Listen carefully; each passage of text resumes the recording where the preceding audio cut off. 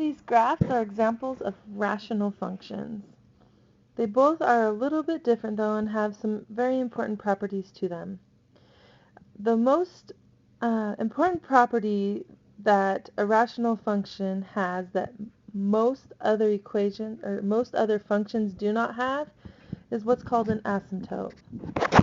There are three types of asymptotes that a rational function can have, so we're going to take a look at what they are and how to find them. The first type of asymptote we're going to take a look at is the vertical asymptotes.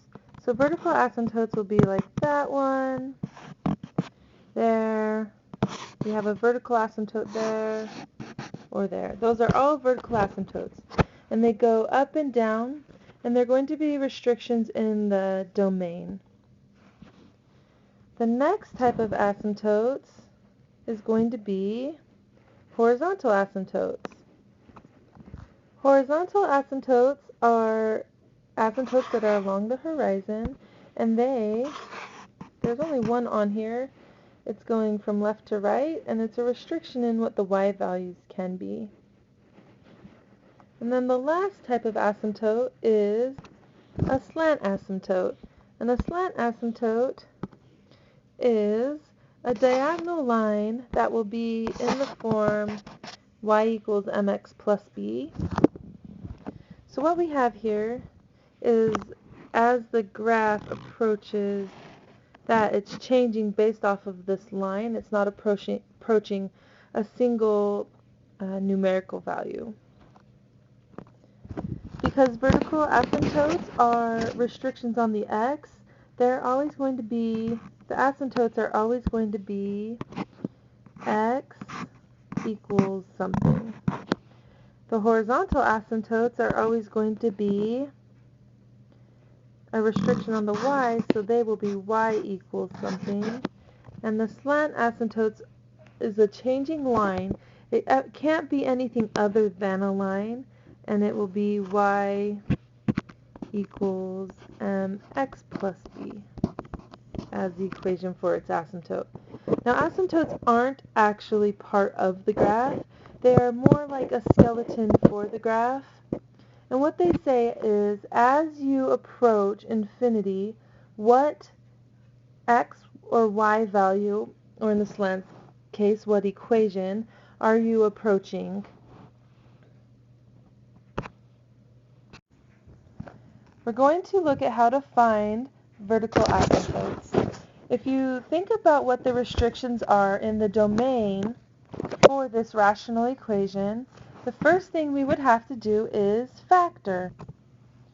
Alright, so if we factor this equation, we get f of x equals x plus 5 x minus 4 over x minus 6 x plus 3.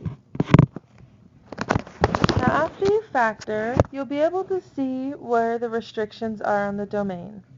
So the vertical asymptotes are going to be wherever the denominator equals 0. Alright, so in this case, our denominator is equal to 0 at x equals 6 and x equals negative 3. Those are the equations for our vertical asymptotes. The last thing you would want to do is just make sure you draw your vertical lines and make sure they're dashed at those x values. So at 6, at 6 and at negative 3 would be where our vertical asymptotes occur. Let's take a look at how to find horizontal asymptotes. So you need to look at the highest power on the variable in the numerator and the denominator. If the highest power is in the denominator, for example, y equals 2 over x plus 1, then the equation is considered bottom heavy.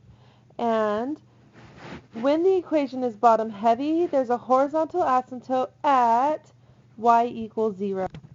Now this will always, always, always be the case when you have a bottom-heavy function.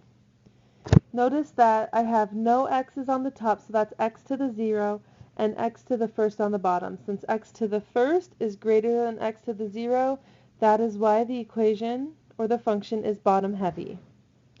The next type of horizontal asymptote is where our function is balanced. An example of a function being balanced would be like this equation. F of x equals, nope, that's not right. I accidentally copied and pasted the wrong thing. So here is our equation, the one that we saw before. This would be an example of where our highest powered variable in the numerator and the denominator is the same. So what you're going to do is you just want to take the first term, so you have 1x squared plus everything else doesn't matter, over 1x squared plus everything else that doesn't matter. Since those two powers, the squared and the squared, are the same, you are going to have a horizontal asymptote at y equals a over b, where a is the leading coefficient on the numerator and b is the leading coefficient on the denominator. So in this case, the horizontal asymptote would be at y equals 1x squared over 1x squared from the denominator. So that would be at y equals, make sure you reduce it, 1. Now those are both of the horizontal asymptotes. You're either going to have a horizontal asymptote at y equals 0 or a horizontal asymptote at y equals a over b. Now, for some reason, your equation is not bottom heavy or balanced, but the top has the highest power, you're not going to have a horizontal asymptote. You are going to have a slant asymptote. To find a slant asymptote, you need to see if the function has a numerator that has one higher power than the denominator. So in this case, my highest power is x cubed in the numerator and x squared in the denominator. So this will, in fact, have a slant asymptote. Slant asymptotes are going to be in the form y equals mx plus b. To find the y equals mx plus b equation, you need to follow these steps. So first, you will take the denominator, x squared minus 4x plus 3, and you're going to divide it into the numerator. Make sure that any missing variables, for example, there's no x squared, make sure they're accounted for as a 0x squared minus an x. Okay.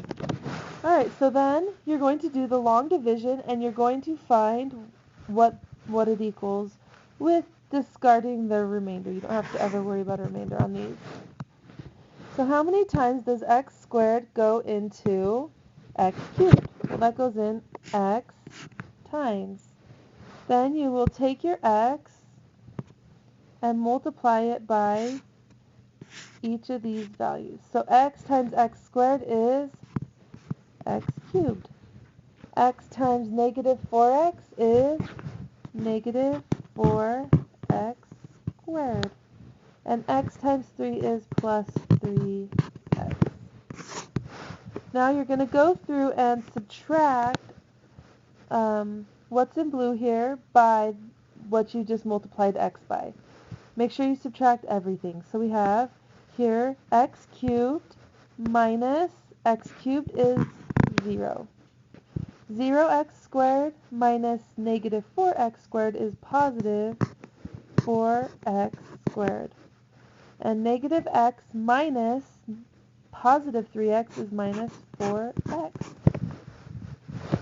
Okay, then we're going to repeat the process again. How many times does x squared go into 4x squared? That's positive 4. Once you get that positive 4, or whatever number that happens to be, that is your b value, and you are actually done. You don't have to go and finish the problem. You just need to get this part. So then your slant asymptote happens at y equals x plus 4. To graph that, this is the fun part, you are just going to graph the line y equals mx plus b. So it crosses at 4, and you are rise 1, run 1, rise 1, run 1, and then just do your dashed line. That was probably the worst dashed line in the history of dashed lines. Alright, and there is our slant asymptote.